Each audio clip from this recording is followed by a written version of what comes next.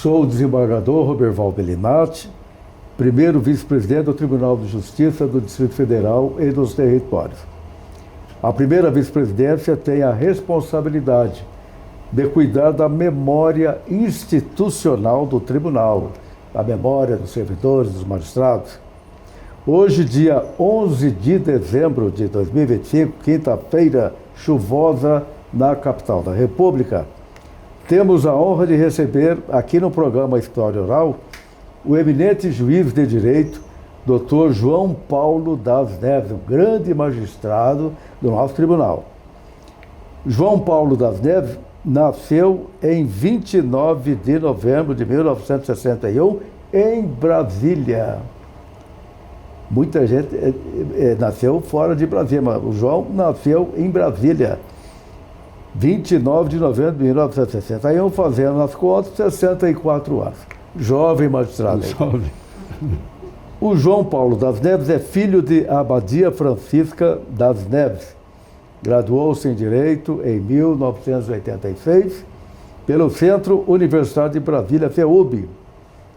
Na mesma instituição, graduou-se também em História, concluiu especialização em Direito Civil e em 2019 obteve o título de mestre pela Universidade Católica de Brasília.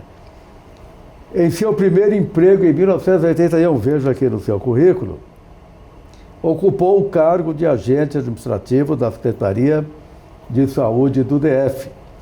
A seguir, foi professor de História da Secretaria da Educação e da Fundação Bradesco.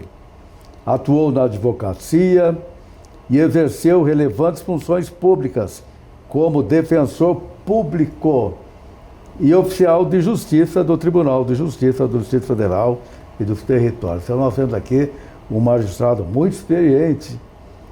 Ingressou na magistratura aqui do Tribunal em 1998, ou seja, há 27 anos.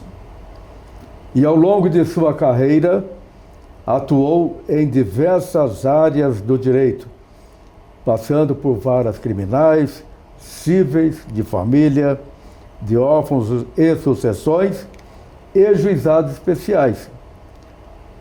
O eminente juiz João Paulo das Neves titularizou-se em 2004 no terceiro Juizado Especial Cível.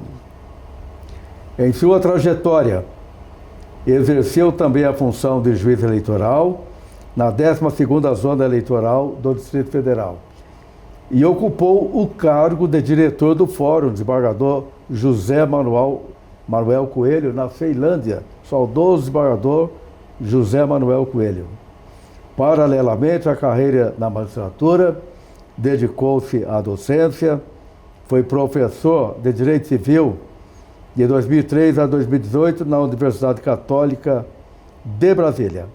E desde 2012 exerce suas funções como juiz titular da 2ª Vara de Família e de Órfãos e Sucessões da Ceilândia, reafirmando seu compromisso com a excelência jurídica. Então nós temos a grande honra de receber esse magistrado de escola, professor, experiente, um dos maiores aqui do tribunal, posso assim dizer. Um currículo maravilhoso como esse. Doutor João Paulo das Neves. Seja muito bem-vindo ao programa História Oral. Esse programa vai ficar disponível no canal do Tribunal no YouTube e a transcrição aqui no Memorial. Então, seja muito bem-vindo, doutor João Paulo das Neves. Eu, assim, desembargador, agradeço muito, muito mesmo por essa iniciativa do Tribunal de convidar magistrados para falar um pouco da sua história, que é a história do próprio tribunal, que se confunde com os juízes, com os servidores. Então, essa iniciativa é uma iniciativa ímpar, como foi também a de ontem, né, de menção honrosa aos magistrados, com 25, 35, 40 anos na magistratura. E até 20 anos, nós homenageamos magistrados com 20 anos. 20 anos. Então, assim, uma iniciativa espetacular, de resgatar, de buscar a história dos E juízes. o nosso tempo está passando, né? E virão outros, né? Virão. Mas Esse assim, é um projeto de Deus, né? A nossa e, vida é uma passagem. e esse projeto, ele dá ao magistrado o sentimento de pertencimento mesmo ao tribunal, de que ele é importante, de que ele faz parte de uma instituição que é importante, mas o juiz também é muito importante, não só a instituição. Tá certo. Então seja muito bem-vindo, doutor João Paulo das Neves. Vamos falar um pouquinho da sua família? Sim. Eu vi daqui no seu currículo, um currículo belíssimo, que você nasceu em Brasília. Queria que você contasse, falasse um pouquinho do seu pai, da sua mãe. Sim, sim. Você tem irmãos, tá? Vamos começar pelos seus pais. Tá. O que aconteceu que seus pais vieram para Brasília? Sim, eu vou explicar. Eu começo com uma frase de um escritor português que eu gosto muito, que é o Walter Hugo Mãe. Eu li 2 livros dele, A Máquina de Fazer Espanhóis, que trata do envelhecimento, e O Filho de Mil Homens, que trata de várias famílias incompletas. E aí ele tem uma frase que eu acho muito interessante, que diz o seguinte: o passado é uma herança que não se pode abdicar, que não se pode renunciar. E o meu passado é um passado que eu tenho muito orgulho, porque o meu passado é o passado de muitos brasileiros. Passado de uma família pobre, então nasci dentro de uma família pobre, mas não uma família pobre que tenha passado fome, mas uma família pobre, uma família humilde. E eu fui criado unicamente pela minha mãe. Eu só fui conhecer meu pai com 47 anos. E ela que me criou, ela que me deu a educação, e ela que, assim, me ensinou tudo. Então, assim, praticamente meu período de criança, adolescência e toda a minha fase adulta foi construída numa família em que a mulher era a criadora, a mantenedora, que é diversas famílias brasileiras. Então, assim, a minha origem é a origem de muitos brasileiros, de milhões de brasileiros. Então, mas apesar disso, ou decorrente disso, eu nunca me vi numa posição de vítima por ser pobre ou de ter nascido numa família pobre, porque apesar de ter nascido numa família pobre, eu tive acesso a muitas coisas, né? Eu tive acesso à educação, e foi através da educação que transformou toda a minha vida. E assim, onde eu nasci, que foi, embora Brasília, mas na verdade eu nasci em Taguatinga. Taguatinga. Na cidade de Taguatinga. Mas a sua mãe sempre foi de Taguatinga, Brasília, ou ela veio de fora? Ela nasceu em Formosa e veio para o Distrito Federal em 1959. 59, antes da inauguração. Antes da inauguração. Ela veio trabalhar aqui? Ela veio trabalhar como empregada doméstica.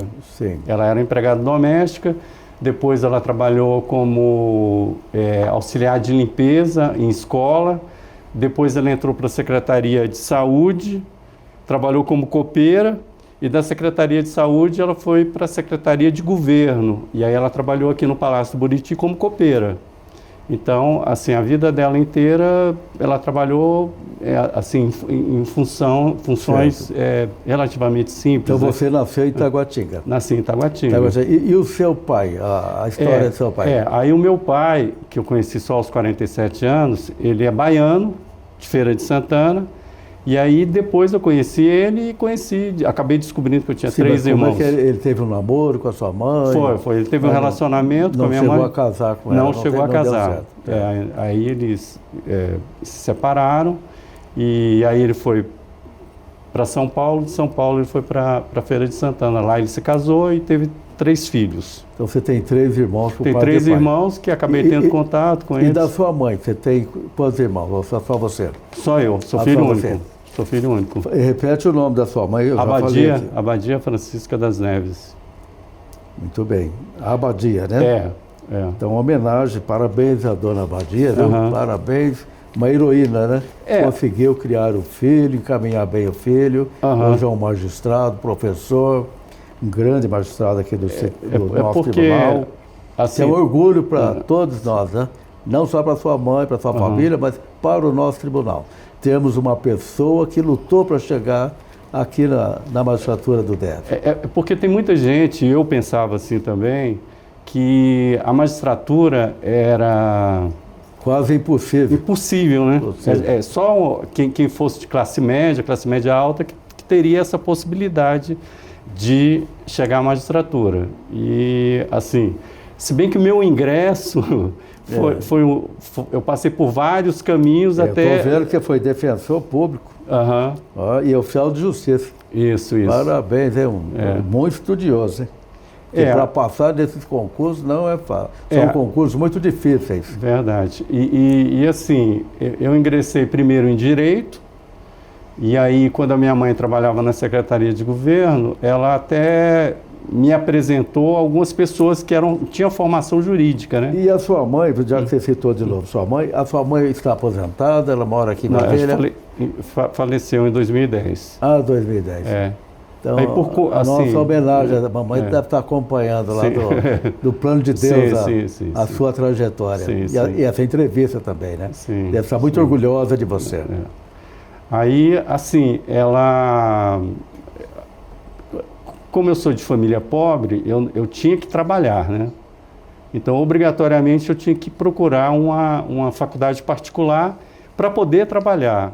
Certo. E aí eu acabei escolhendo Direito, porque ela me apresentou algumas pessoas que era da área jurídica, já que na comunidade onde eu morava, que era em Taguatinga, eu não tinha nenhum vizinho médico, não tinha nenhum vizinho advogado, nenhum vizinho juiz, engenheiro. A maioria dos vizinhos eram pessoas simples como a minha família, né? E algumas famílias também iguais à minha, né? E você estudou onde aqui em Brasília? Em colégio público? Aí é que está. A preocupação dela com a educação era enorme e, assim, da quadra onde eu morava, que eram, assim, a maioria das pessoas também simples, eu era o único que estudava em escola particular. E aí, o que ela fazia? Ela começou a criar puxadinhos no terreno para alugar, para poder pagar os estudos. Para ter uma renda extra. Manter seus estudos. Aí eu fiz um ensino médio no Objetivo, que era, naquela época, a melhor escola aqui do Distrito Federal. E aí, no Objetivo, eu fiz o ensino médio todo e de lá eu já ingressei no curso de Direito. Certo. E imediatamente também na Secretaria de Saúde, como agente administrativo. Você aproveitou bem os estudos, né? Aí quando eu terminei, voltando um pouquinho, quando eu estava fazendo o curso de Direito, eu sempre quis fazer História, né? Aí minha mãe falou, não, faz História lá no seu UB mesmo, que eu te ajudo a pagar, né? Aí eu ingressei, ela falou, não, agora você se vira, você escolheu, você agora que arque com as despesas. E assim, eu paguei todos os tanto a faculdade de Direito como de História fui eu que paguei, né? Eu tinha casa, comida, mas toda a minha... Mas você trabalhava com o que na época? Eu era agente administrativo. Aí eu consegui uma remoção para o hospital de base. Aí eu trabalhava na contabilidade do hospital de base. Então, nesse período você trabalhava, vamos ver aqui. Agente administrativo. Agente administrativo, Então, eu trabalhava como agente administrativo no hospital de base e lá tinha um regime de horário que eu trabalhava à tarde e fazia plantões no final de semana. Foi concurso, então, para agente administrativo? Foi. Então, você já passou no primeiro concurso para agente administrativo. Então, já ganhava bem, né? Já dava para manter os estudos. Mas dependia da mamãe, né? Dependia de moradia e tal. Certo. Né? Aí eu fazia História de manhã e Direito à noite. Que beleza, parabéns. Aí eu fui mantendo as duas, né? Teve até um período que eu queria desistir do Direito, minha mãe, não, o que é isso? O Direito é que vai dar o caminho aí para vários concursos e tal. Aí eu persisti e terminei o Direito. Aí quando eu terminei em 86, em 87 eu terminei História. Aí em 89 eu fiz 2 concursos para oficial de justiça, que era analista da Justiça Federal, e para professor da Secretaria de Educação. Aí eu passei nos 2. Aí lá na Justiça Federal, na época tinha o fax, né? Eu recebi um fax me convocando, né? E aí, nessa convocação, na entrevista lá no serviço pessoal, eles falaram, olha, infelizmente, você vai ter que esperar mais um ano, mas você tem a opção de ir para o Tribunal de Justiça, que o Tribunal de Justiça aproveitava com concursandos, certo, que era da União, né? Que a gente está ligado à União também, né? E aí, eu tinha um amigo que era oficial de justiça aqui no tribunal, ele falou, não, venha, que é muito bom e tal, não sei o que e tal. Aí, desse concurso da Justiça Federal, porque, na verdade, eu fiz o concurso para a Justiça Federal, para ser oficial de justiça da Justiça Federal. E aí, eu fui aproveitado aqui no tribunal. E ficou quanto tempo como oficial de justiça? 8 anos. 8 anos como oficial de justiça? 8 anos. Então, já conhece todo o DF, né? Porque oficial de justiça tem que conhecer o Distrito Federal para levar os mandados. Exatamente. Aí, nesse período que eu era oficial de justiça, eu estava em casa, né? Aí eu abri o Correio Brasiliense, na época do jornal físico e tal, né? Aí tinha lá no setor de classificados uma convocação, um anúncio para professor de História, que eu era professor de História, lá na Fundação Bradesco. Aí eu cumprindo diligência, passei por ali, aproveitei, sentei lá, olha, eu vi essa convocação e tal, tá precisando de professor de História, aí pegaram meu currículo e tal. Foi professor de História. Aí eu fui professor. Agora, o que você queria aprender na História? O que você sentia no coração a vontade de aprender? A história do mundo, do Brasil? Eu tinha, assim, da parte da história, eu gostava muito da história moderna e contemporânea e também gostava da história do Brasil. Do Brasil. E lá eu dava aula de 5ª série ao 3º ano e era oficial de justiça aqui. Ao mesmo tempo, a Secretaria de Educação também me chamou. Certo. Aí eu comecei a dar aula na Fundação Bradesco, na Secretaria de Educação e trabalhava aqui como oficial de justiça. Certo. Olha só. E depois para defensor público, como é que foi o concurso? Aí antes disso tem uma situação que foi assim a chave de virada para eu, inclusive, largar o magistério.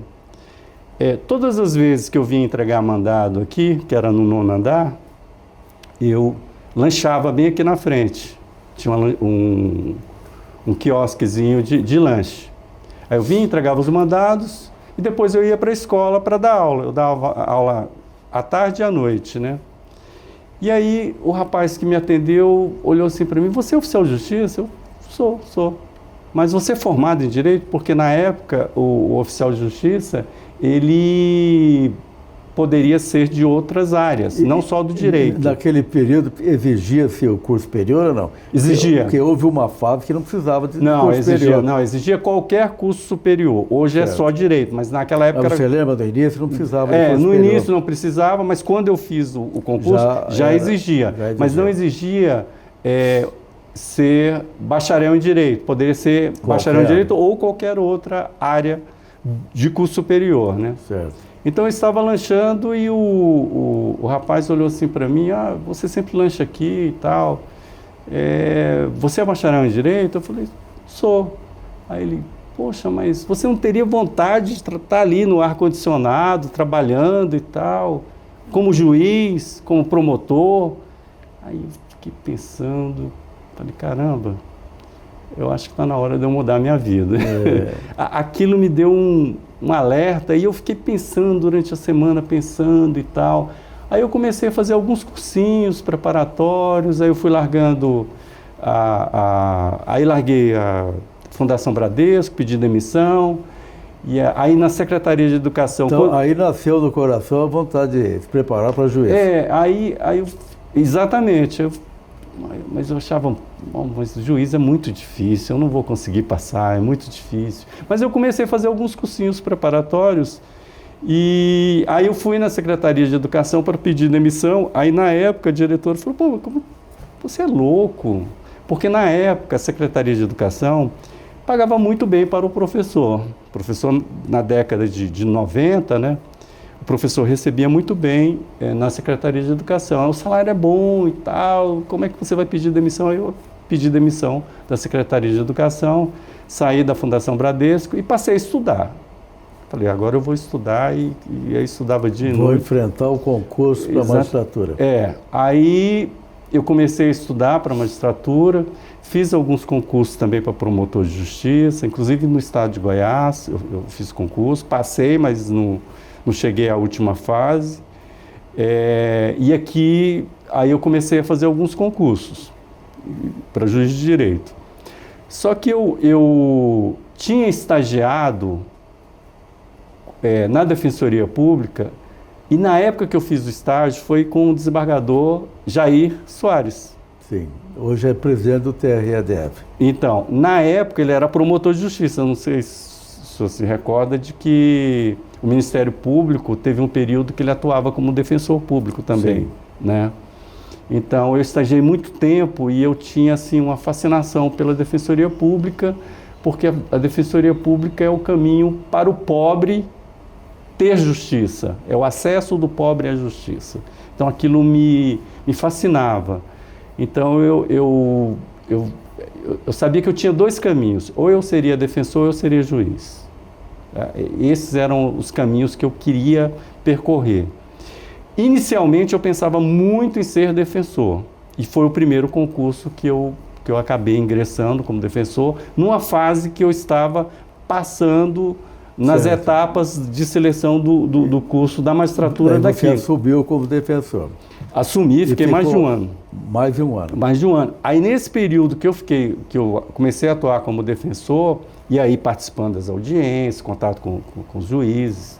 Na época o coordenador era o Geraldo, não sei se o senhor lembra do defensor Geraldo. Me lembro muito bem. Geraldo. Está morando em Minas Gerais hoje. Ah, é? Ele aposentou, né? Aposentou. Então, ele era o coordenador. Quando eu cheguei para ele e falei assim, olha, eu passei no concurso para juiz e eu estou querendo largar a defensoria. Você está louco? Aí ele falou assim, você está muito louco, o que é isso? O juiz trabalha demais, você vai... Aqui você tem... A gente tinha acho que uns 2 assessores, alguns estagiários, né? E a vida como defensor era mais tranquila em relação à magistratura. Aí eu falei, você está louco? E ele já é um defensor muito experiente, né? E eu aprendi muito com ele, graças a ele que, como eu atuava nas varas de fazenda, logo quando eu tomei posse, fui para a vara de fazenda, né? Aí ele, não, você está muito louco, o que é isso? O salário é igual, tem muitas vantagens como defensor, a vida é muito mais tranquila, você vai para a magistratura, você vai morrer de trabalhar, vai trabalhar demais e tal. Só que eu tinha aquele ideário, né, de justiça. Eu, como defensor, eu ia atender os pobres para buscar a justiça. E eu, como juiz, poderia fazer a justiça. Claro. Né? Poderia estar ali... decidir. Decidir. Resolver o conflito. Resolver o conflito. E aí, eu fiz igual o Hess lá do Siddhartha, né? Que ele fala que existe uma diferença entre procurar e achar. Procurar, você é determinado. Achar vai aparecer no seu caminho e você entra, né? E nesse sentido, embora eu tenha procurado, ambos, né, tenham procurado ser defensor público, queria ser defensor público e continuava ali fazendo os concursos para a magistratura, quando apareceu essa oportunidade, eu falei, não, eu tenho que abraçar, A minha mãe até tinha uma frase que eu utilizei e utilizo... A sua mãe acompanhou toda essa trajetória sua. E ela sempre dizia o seguinte, oportunidade não se discute. E essa frase dela eu utilizo muito, e sempre utilizei, na seleção de comissionados. Tem uma comissionada minha que me acompanha há mais de 20 anos, que é a Raquel. A primeira vez que eu fiz a entrevista dela, eu perguntei para... aliás, eu nem perguntei, ela sentou e disse para mim, o que o senhor quer que eu faça no gabinete? Ela não escolheu assim, não, olha, eu só posso trabalhar à tarde, como muitos fazem, né? Eu só posso trabalhar à tarde, se não tiver trabalho híbrido, eu não quero, se bem naquela época não tinha, né? eu tenho problemas em casa, que eu tenho que resolver e tal, aí colocam várias questões para, na verdade, a pessoa se habilita, né, como comissionado e, na verdade, ela que escolhe o que ela quer. Claro, o livre-arbítrio. Aí, no caso dela, e eu diria no caso de todos os meus comissionados, foi dessa forma. Eles se habilitaram e simplesmente perguntaram para mim, o que o senhor quer que eu faça? Então, não se habilitando e escolhendo o que deve. Não, eu vou trabalhar com o senhor para fazer isso. Eu só posso fazer isso.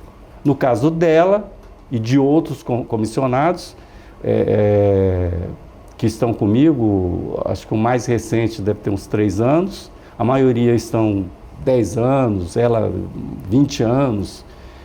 Ela chegou e disse, olha, o que o senhor colocar aqui para eu fazer, eu faço. Aí ela entrou como oficial de gabinete, logo depois tornou-se diretora e hoje a minha diretora que me acompanha há muitos anos. Parabéns a você e a sua equipe, né? Não, a minha equipe o chefe é muito bom. Mas a minha equipe é sensacional, equipe bastante companheira, responsável. E o senhor bem sabe que os servidores aqui do tribunal são muito capacitados. O tribunal oferece muitos cursos e a grande maioria participa dos cursos. Então, assim, a capacidade técnica dos servidores do tribunal é excepcional. Eu, assim, sempre elogio a minha equipe porque ela me acompanha há muito tempo e, seguindo a frase da minha mãe, eles não fizeram objeção de horário, do que deve fazer. Chegou, não, eu quero trabalhar. E quando você comunicou à mamãe que tinha sido aprovado o concurso para juiz, qual foi a reação dela? Para ela foi... Ela teve uma luta de vida também, né? Nossa, você disse que ela começou como empregada doméstica. Sim. Vendo o filho como juiz, como oficial de justiça, defensor público, professor, muito orgulho para ela, com certeza. Sim, foi assim uma... Desculpa, eu fiquei até emocionado. Homenagem à sua mamãe, viu? E a você. Você está colhendo os frutos que você plantou, né? As sementes, você e a sua mãe. Sim. E seu pai chegou a ajudar você ou só depois? Não, depois... Não teve convivência com o papai? Não, eu não tive convivência com ele. Ele conheceu com 47 anos. 47 anos e assim, eu tive a grata satisfação. E ele está vivo hoje? Não, ele faleceu 2 anos depois que eu conheci. Certo. Então você não teve convivência com ele? Não tive. Eu tive 3 contatos com ele. Certo. Contatos pessoais, né? Um que eu fui na cidade dele, depois ele veio aqui e depois eu já tive contato com ele no hospital. Mas desse contato... E os seus irmãos, por pai de pai, então, você tem convivência ou não? Eu tenho, assim, convivência, eu não tenho porque eles moram em Feira de Santana. Ah, estão na Bahia. Então, assim, através dele eu tive essa grata satisfação de conhecer esses 3 irmãos, né? Certo. Eu tenho um contato mais próximo com a minha irmã, porque ela esteve aqui em Brasília, a gente ficou alguns dias saindo juntos, né? Eu estive lá também, fiquei na casa dela, fui na casa dela, que é a que eu tive maior proximidade. Certo. Mas eu tenho contato com eles, a gente tem até um grupo de WhatsApp da família e de vez em quando a gente conversa, né? Porque a família é única, né? Nós não escolhemos a família, né? É Deus que dá essa família. Nós temos que cultivar a família. E a família... Amar a família. E assim, na minha origem, embora eu convivesse só com a minha mãe, eu tinha... Na comunidade que eu morava, vários amigos com mães e a gente tinha como se todas as mães fossem mães de todo mundo, né? Certo. Então, assim, principalmente na minha adolescência, eu consegui construir uma amizade assim, muito forte, tanto que o ano passado, no meu aniversário, eu consegui reunir mais de 20 amigos meus de infância. Oh, que beleza. Parabéns. Mais de 20 amigos. Porque é muito difícil, né? Cada um vai seguir um rumo na vida, né? Sim. E desses amigos, tem um que que também é professor, tem um outro que trabalhou no TRT. Certo. Ó, o Memorial elaborou umas perguntas para fazer para você. Eu vou fazer a primeira pergunta aqui. Doutor João Paulo, poderia compartilhar conosco lembranças marcantes de sua infância e adolescência em Brasília? De que forma essas experiências influenciaram sua visão de mundo e seus valores pessoais? Então, pergunta aqui do Memorial. Estou respondendo. Assim, eu morava em Taguatinga. Era uma comunidade lá dividida em quadras, né? E na quadra que eu morava, eu tinha esses 20 amigos e era uma convivência sadia, uma convivência... A pergunta quer saber se o senhor já disse, né? Foi feliz Sim, uma muito. vida feliz, uma vida de luta, acompanhando a mamãe, trabalhando. Uma coisa que eu me recordo muito bem é que a gente vivia como se estivesse numa bolha, porque eu vivi durante o regime militar. Durante esse período, a gente, mesmo na adolescência, a gente tinha essa noção de regime militar, que a gente estava numa ditadura, porque o nosso cotidiano era ir para a escola, voltar, ir para o futebol, ir na casa do amigo, ir na festinha final de semana, e não tinha uma noção muito política. Eu vim ter essa noção política já no ensino médio e ingressando na faculdade. Então a gente vivia ali meio numa bolha, distante de Brasília, da classe média alta de Brasília, mas era uma convivência extremamente sadia, feliz, né? Entendeu? Porque algumas pessoas interpretam mal, na minha opinião.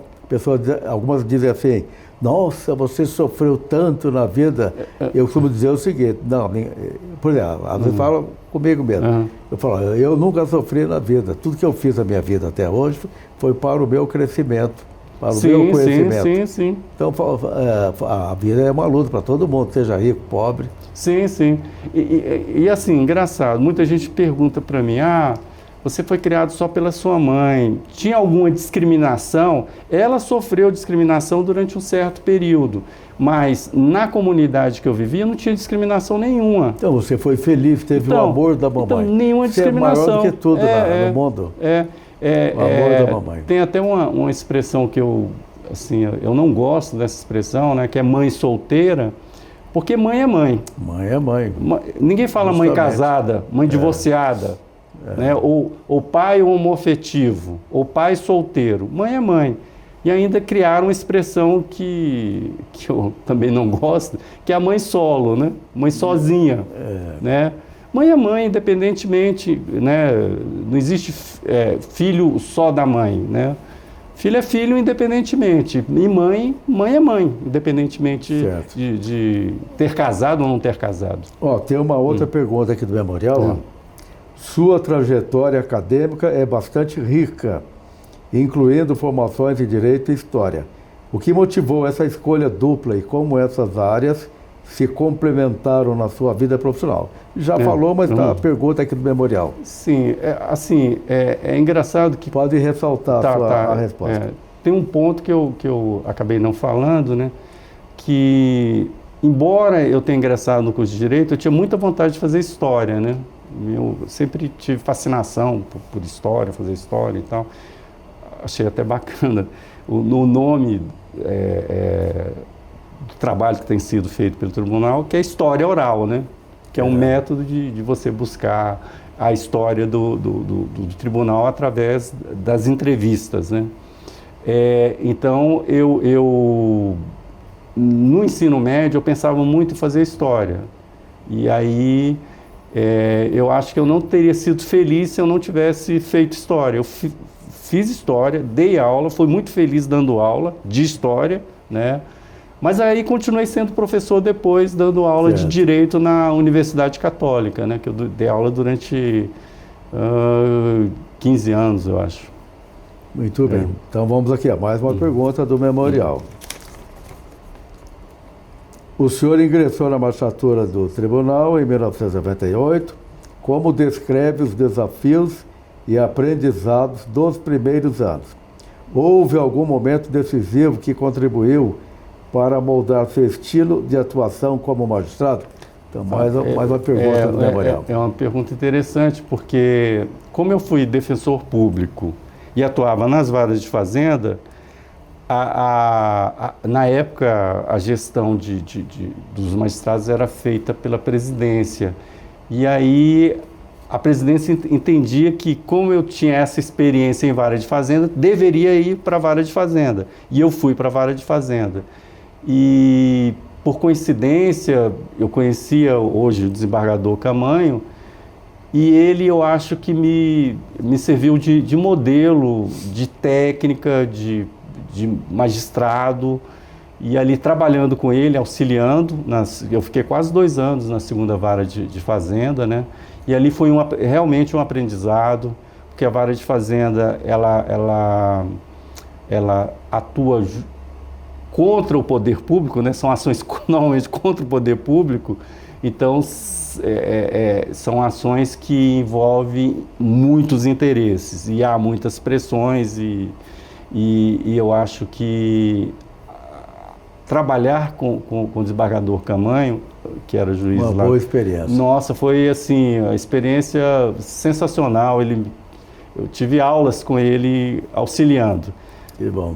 Foi uma experiência muito, muito gratificante. Mais uma pergunta aqui, doutor. Atuando em varas de ofício e sucessões, certamente lidou com situações delicadas. Existe algum caso ou experiência que tenha provocado reflexões profundas sobre a função social da justiça e que gostaria de compartilhar? Nossa, eu tenho muitas. Eu vou citar 2 aqui que para mim foi impactante, marcante, até por conta da minha história. Eu não me recordo se era uma ação de alimentos ou se era uma ação de guarda. E essa mulher que eu fui colher o depoimento, e ela tinha 2 filhos, e aí eu perguntei para ela, por que você não coloca os 2 filhos estudando pela manhã? Ela falou, Excelência, infelizmente eles possuem só um tênis. Então de manhã, um vai com tênis, à tarde o outro vai com outro tênis. Aí eu lembro da minha época de adolescência, que eu tinha um tênis, que na época chamava de tênis universitário, porque é para o universo grande, era para passear, jogar bola, né? Para várias coisas, né? Então, esse relato, assim, me impactou muito, dela usar o mesmo tênis dos 2 filhos, um pela manhã, aí ele chegava, tirava o tênis, e o outro irmão pegava o tênis e ia para a escola. E a outra situação que foi muito, mas muito impactante, até na minha família, minha mulher se recorda disso, que foi numa ação de guarda que a adolescente teria sido vítima de abuso. Só que o pai, infelizmente, ele não percebia e não compreendia a situação, ou não compreendia, e não concordava com a versão da filha. E aquilo me impactou tanto que eu cheguei em casa, meu corpo estava todo vermelho. Eu estava em estado febril. Porque o juiz, ele não deve, a meu ver, buscar a justiça vingativa contra a parte. Ele pode ficar indignado com a situação e não contra a parte em si, porque senão ele vai ficar suspeito, né? Ele seria suspeito. Então ele deve se indignar com a situação. E eu fiquei indignado com a situação em que essa criança, na verdade, adolescente, viveu. Então isso também me impactou muito por conta do pai não ter percebido que a filha estava vulnerável e que ela poderia ter sido realmente vítima de um abuso. E aí, por isso... Então, nós magistrados somos sensíveis. Exatamente. Nós sofremos com a tragédia da sociedade, com o sofrimento da sociedade. Sim. Nós sofremos, não é verdade? Então, aquela situação, quando eu cheguei em casa, meu corpo estava vermelho, eu estava em estado febril, de pensar naquela situação daquela menina que poderia ter sido... Você estava sofrendo com tudo aquilo. Exatamente. E a vara de família, ela envolve muitos sentimentos, né? Então, E foi por conta da vara de família que eu resolvi fazer o mestrado. Porque quando eu cheguei na vara de família de Ceilândia, uma coisa que me chamava muita atenção era o fato de haver muitos pedidos de guarda de avós. Porque eu fui criado pela minha mãe, mas na presença da minha avó. Minha avó, quando eu era pequenininho, ela me levava para a escola e buscava. Me levava. A sua avó morava com a sua mãe? Morava com a minha mãe. A sua mãe chegou casada depois? Não, não casou. Não casou. A vida toda solteira? Solteira. Você não teve padrasto, então? Não tive. Certo. Ó, o memorial está pedindo para perguntar também sobre sua experiência na vara criminal. Você trabalhou em vara criminal. A experiência na vara criminal traz uma perspectiva única sobre a sociedade.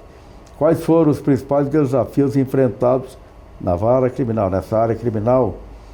E como essa vivência impactou sua compreensão sobre direitos e garantias fundamentais? Pois, então, na verdade, a minha experiência na vara criminal, ela foi curta. Foi menos de 2 anos. Eu, como juiz substituto, na época, eu não titularizei em vara criminal. E por coincidência, eu trabalhei, desses quase 2 anos, foi em Ceilândia. E, assim, o que eu percebia pela região Ceilândia é que, assim, a justiça criminal, ela não estava atingindo o ideal que era a reprovabilidade do fato e a tentativa de não reinserção desse acusado novamente em outro crime. A ressocialização. Exatamente. Do infrator. E nesse período aconteceu algo que para mim também foi impactante, porque coincidiu num processo, o acusado ter sido meu aluno do ensino médio. Mas eu não sabia que era ele, né? A gente olha pelo nome, né? Aí no interrogatório, né, que eu fui colher o depoimento dele e tal, eu li assim para ele, eu acho, e ele me encarando, né? Falei, eu acho que eu conheço ele, né? Aí foi ler a história, né, ele foi me contar a história do que tinha acontecido. Ele estava em Ceilândia, levantou 5 horas da manhã para ir para o trabalho, era um trabalhador, e quando ele estava indo para a parada de ônibus, tinha 2 pessoas empurrando um carro. Aí a pessoa, ei, vem aqui, me ajuda a empurrar o carro. Aí na hora que ele foi ajudar a empurrar o carro, veio a polícia prender os 3. E aí ele acabou respondendo por furto, né, tentativa de furto e tal, e acabou sendo absolvido. O que ele relatou realmente foi o que aconteceu, né? E eu no final... Ou seja, não tinha nada a ver com o furto. Não tinha nada, carro. E no final eu fiquei pensando, poxa, eu lembro assim, vagamente dele, de que realmente ele era um rapaz trabalhador, que não merecia ter sido acusado de um crime. Você achou melhor julgar, não se declarar suspeito. Porque por ter sido seu aluno.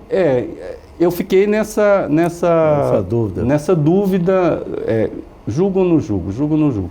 Aí, como no decorrer das provas, no final o Ministério Público pediu absolvição, porque não estava provado que ele havia tentado furtar o carro e tal, eu acabei absolvendo. Eu não me considerei suspeito porque o contato que eu tive com ele foi em sala de aula há quase ou mais de 10 anos, e assim, não tinha nenhuma intimidade com ele, conhecia lá da escola, de vista também, assim, da sala de aula, mas nunca tive um contato pessoal com ele. Então achei por bem não me declarar suspeito, até porque o Ministério Público tinha pedido a absolvição dele, né? Tá certo. Bom, mais uma pergunta aqui do memorial sobre a justiça eleitoral.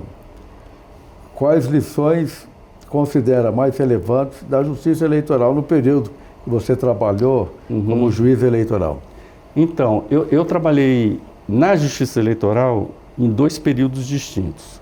Como servidor do tribunal, eu trabalhei na época que o voto era impresso, auxiliando o juiz lá na apuração.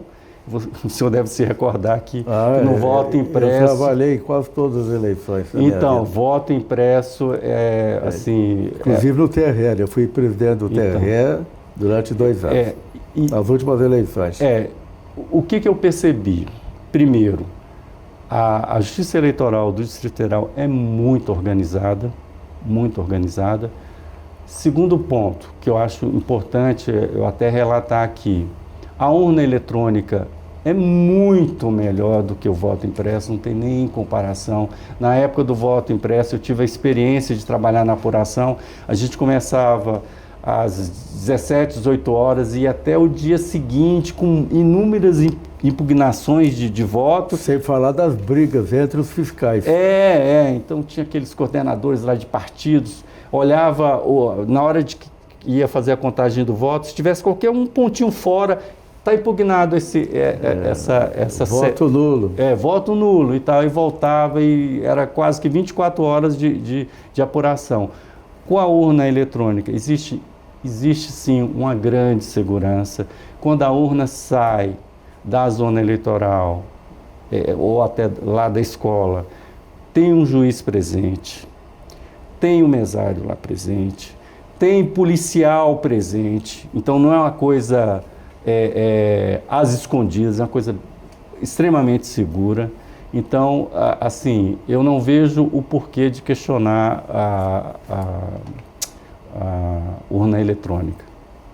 Política, né? A minha resposta é política. Assim, eu trabalhei nesse período também como presidente do tribunal e não houve a comprovação de nenhuma fraude em urna eletrônica no Brasil. Havia um questionamento sobre a segurança e o TSE sempre garantiu a segurança absoluta. Mais de 30 auditorias e perícias foram realizadas para comprovar a segurança total das urnas. E não é da forma que eu acabei de dizer. A urna, ela não sai escondida. Tem um juiz presente. Quando leva para o carro, tem agentes policiais ali em volta. Então, assim, a urna não sai escondida. Ela chega de forma pública, na presença de várias pessoas que validam ali, inclusive. E uma fiscalização. Então, exatamente. Aí eu não vejo o porquê desse questionamento. Uma pergunta também que eu quero fazer para você, doutor João Paulo das Neves, sobre a paridade aqui no tribunal. O CNJ, Conselho Nacional de Justiça, defende a paridade entre magistrado e magistrado, ou seja, entre homem e mulher. Você é a favor dessa política ou tem alguma restrição? Sim, o ideal é que haja essa paridade, né? Não há que diferenciar, fazer diferença entre o magistrado pelo gênero, se é masculino, feminino, se é homem ou mulher, não tem que fazer nenhuma distinção, tem que haver paridade mesmo. E o acesso à justiça, que é por concurso, participam tanto homem quanto mulher, não há que fazer qualquer distinção. Então, acho correta essa posição, né, Você não vê diferença entre uma sentença de uma juíza e de um juiz? Não, de maneira nenhuma, não há diferença nenhuma. O conhecimento técnico, ele surge a partir do concurso, fez o concurso, todos são iguais, não tem... Somos criaturas de Deus e até na lei, né? Exatamente. Todos nós somos iguais. Não tem que fazer nenhuma distinção. Diferença. Até aprimorar o acesso, né, das mulheres nos tribunais, inclusive dos tribunais superiores, né? Nomeação de mais mulheres no Supremo, o presidente da República, eu acho que tem essa obrigação, né, até, né, de colocar mais mulheres no Supremo e no STJ. Tá certo. Sobre família, nós falamos da sua mãe e sua família. Você casou, tem filhos? Então, eu tenho 2 filhos, eu casei, né, fiquei casado durante um certo tempo, tenho 2 filhos, eu tenho uma filha de 35 anos e um filho que vai completar 30. Depois eu acabei me divorciando, né, me casei novamente, estou casado já há algum tempo e muito feliz. E os seus filhos seguiram o direito? Não. A minha filha... Como é que é o nome da sua filha? Ana Luísa. Mora em Brasília, o filho mora aqui na capital? Mora em Águas Claras. A minha filha, ela é formada em odontologia, dentista. Meu filho está terminando 2 cursos superiores. Então ela seguiu a odonto, A odonto, E o filho, que curso que ele escolheu? Mas deixa eu te explicar por que ela seguiu o odonto. Ah, Quando eu trabalhava no juizado em Braslândia, juizado civil, às vezes eu levava ela para o fórum. certo. Aí ela ficava ouvindo, né, as audiências e tal. Ela tinha uns 14 anos, 15. Eu falei, eu vou levar porque de repente ela gosta, né, e se torna juíza, né? E aí ela foi a aversão pelo direito. A aversão, preferiu a odontologia. A odontologia. Mas a vida é assim mesmo, né? Cada um vai seguindo o seu caminho na vida, né? E o seu filho está fazendo 2 faculdades. Ele faz na área de técnico em informática, né, que seria o tecnólogo, né, e um curso de turismo. Turismo. Na UNB. Eles já casaram, seus filhos? Não, nenhum dos dois. Você não tem netos aí? Não tem. Está esperando, né? Vamos ver aí, Seja né? que Deus quiser, né? Eles é que vão decidir, né? Tá certo. Qual é o seu projeto de vida? Porque eu vejo aqui no seu currículo, que tem um currículo muito bonito, como eu já disse.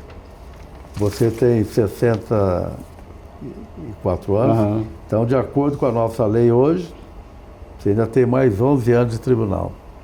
Pode trabalhar mais 11 anos como magistrado. Eu digo que em razão da compulsória, aos 75. Qual é o seu projeto aí para esses 11 anos de tribunal?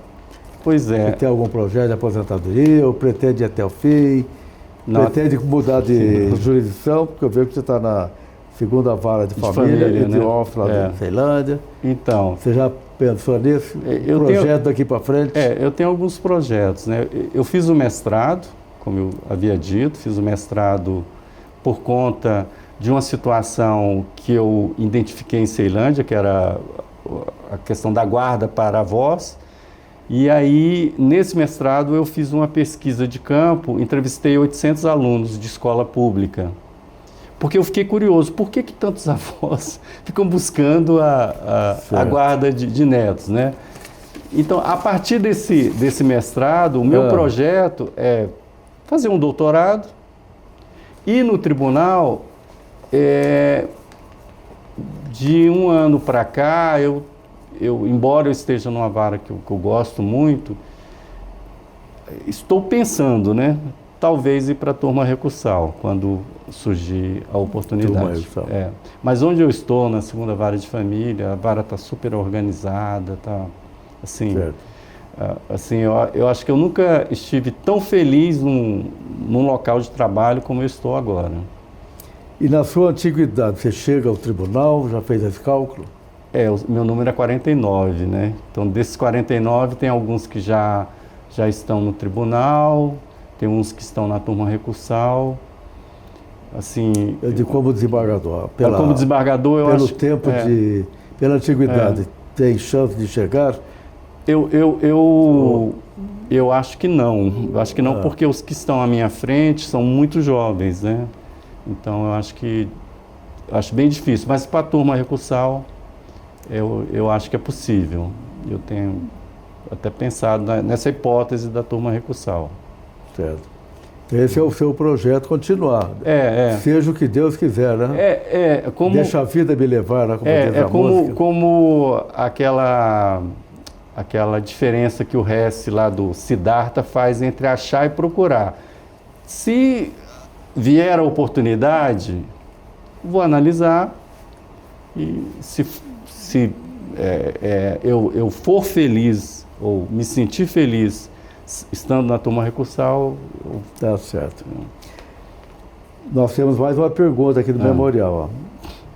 Há algum episódio ou conquista, só para ressaltar então, que considera particularmente memorável, que gostaria de destacar? Algum fato assim, especial na sua carreira? Você já citou vários. Eu acho assim, o fato extremamente importante foi esse momento da escolha, que eu era defensor público e se eu continuaria sendo defensor público ou ingressaria na carreira da magistratura. Eu acho que esse fato foi muito determinante na minha vida. Esse aí, assim, foi assim, a grande mudança na minha vida, e foi uma mudança que me fez muito feliz. Eu sou muito satisfeito de ser juiz, de trabalhar como juiz, trabalhar na vara de família, eu gosto muito. Na faculdade eu dava aula de Direito de Família também, na Universidade Católica. Então essa mudança foi uma mudança que me trouxe muita felicidade. No início da carreira, você sabe muito bem que é muito difícil, né, no início, né, a questão de adaptação, o peso da magistratura, o peso de decidir, né, de você definir quem tem direito, quem não tem direito, quem fica com o filho, quem não fica com o filho, qual o valor da indenização, condena ou absolve. Esse é um peso que exige equilíbrio, e eu acho que eu tenho esse perfil. Tá certo. Então agora você vai passar o segredo para quem está acompanhando a nossa entrevista. Como é que o doutor João Paulo das Neves estudava, se preparava para os concursos? Qual era o seu método de estudo? Todo mundo faz essa pergunta, quer saber, porque é difícil o nosso concurso. E você que já passou para oficial de justiça, defensor, agente administrativo, juiz, tem uma experiência vasta nessa área. Eu tenho uma experiência interessante.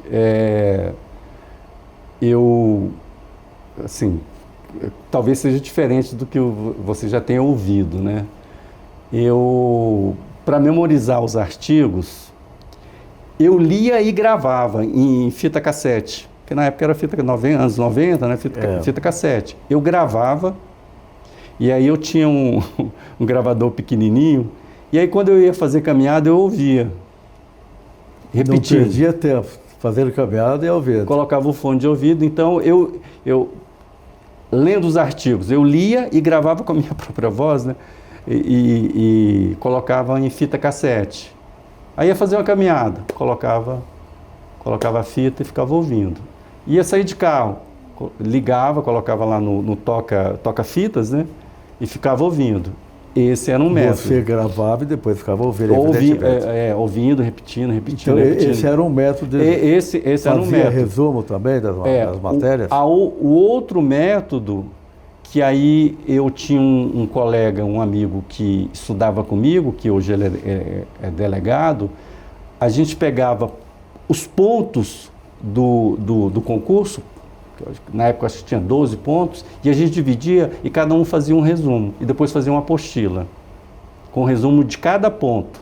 Certo. Então, ponto 1, pessoa jurídica, sociedade de economia mista, aí aquele ponto fazia um resumo. Outra coisa que eu fazia, na época, que, assim, em várias situações deu certo, inclusive no concurso da magistratura. Eu levantava às 5 horas da manhã e pegava aquele livrinho de jurisprudência, lembra do livro de jurisprudência? E abria uma página e falava, vai cair esse ponto. E não coincidiu na prova prova escrita de direito penal, de cair justamente aquele acórdão que eu havia... Tá vendo? Aí eu abri o livrinho de jurisprudência. Aí já tem a mão de Deus, hein? Aí abri o livrinho, né? Aí abri um outro livro de doutrina, vai cair isso. E coincidiu nessa prova que eu fui aprovado, eu abri o livro de jurisprudência, foi até um acórdão eu acho que ele já até faleceu. Que ele veio do 5º, ele era promotor de justiça. Qual o nome dele? Vamos lá. Eu não lembro o nome. Bom, colega aí do 5º, pode continuar. Então, ele era desembargador. E era um acórdão que ele foi o relator. E aí eu li, e aí quando eu abri a prova, né, tinha uma questão exatamente daquele acórdão, semelhante àquele acórdão, né? Então eu tinha esse método de levantar sempre mais cedo, fazer uma revisão, porque eu fazia assim, tinha um resumo grande, depois eu fazia um resumo médio e depois um esquema.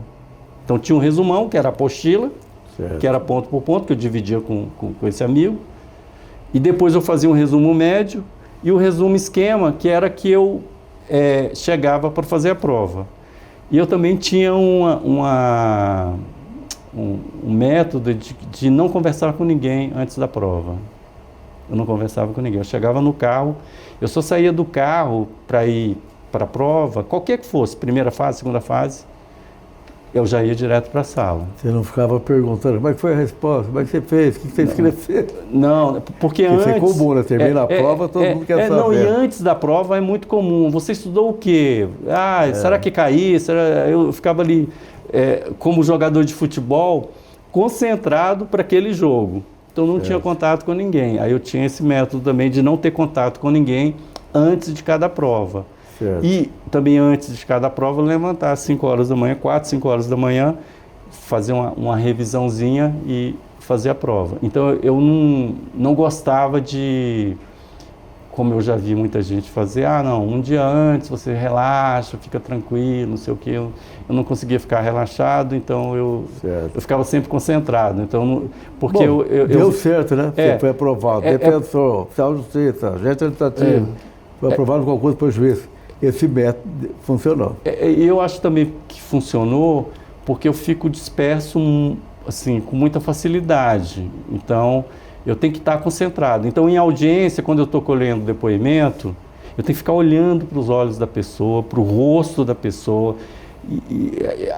Eu tenho o costume de, antes de cada audiência, instrução, julgamento, eu leio todo o processo, documento por documento, até o secretário. Fico, doutor, eu não...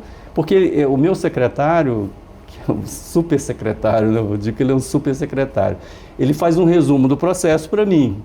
Certo. Antes da audiência tem o resumo, né? Mas mesmo assim, aí eu vou em documento, pô, doutor, eu não vi esse documento. Pois é. Aí eu pergunto, por exemplo, a pessoa diz que união estável, né? Eu não viajei com tal pessoa. Eu não viajei com ele. Aí eu pergunto, por que você está nessa foto aqui? Tem aqui nos autos. Quem é você? É você mesmo e tal? Então eu tenho esse costume também, antes das audiências, ler tudo do processo, entendeu? Certo. E como é que está a inteligência artificial na sua vida hoje? Assim, eu uso parcialmente. Eu não gosto, assim, mais para fazer um relatório de sentença. Está auxiliando bastante. Auxílio, não. Eu acho que é um caminho sem volta. Não dá mais para viver sem inteligência artificial. É um caminho sem volta, é necessário, só que tem que ter alguns cuidados, né? Eu observo, por exemplo, em algumas petições que alguns advogados fazem por inteligência, que eu acabo determinando a emenda porque fica meio confuso. Então tem que ter esse cuidado. Ao utilizar a inteligência, verificar se aquelas ideias... A revisão tem que ser humana, né? E não humana, da máquina. Exatamente. Então você não pode pegar ipsis literis do que a inteligência fez e achar que aquilo ali está totalmente correto e pronto. Tem que realmente haver uma revisão. Então eu tenho muito utilizado em relatórios, mas ali na argumentação normalmente sou eu que faço e... Tá certo. Doutor João Paulo das Neves, nosso grande magistrado, juiz de direito, trabalhando há muito tempo aqui no tribunal, hein? Vai completar 28 anos de magistratura. E de tribunal 35. Nós estamos encerrando a nossa entrevista e eu passo a palavra para você deixar a sua mensagem final. Certo. Assim, gostei muito da entrevista, desembargador. Isso é uma simpatia. Obrigado. Sou muito simpático, muito agradável conversar com você. Eu acho que essa iniciativa do tribunal de resgatar a memória através das pessoas e não de documentos, por isso que é oral. Ao invés de buscar documentos para memória do tribunal, buscar pessoas. Até a título de sugestão, para aprimorar, seria interessante, principalmente aqueles magistrados que estão há muito tempo em uma determinada vara, tentar compreender por que ele está há tanto tempo naquela vara, por que aquela vara... E aí a entrevista ser com o juiz e com ali os servidores, comissionados, assessores daquele juiz, para ver a história daquela vara durante aquele período.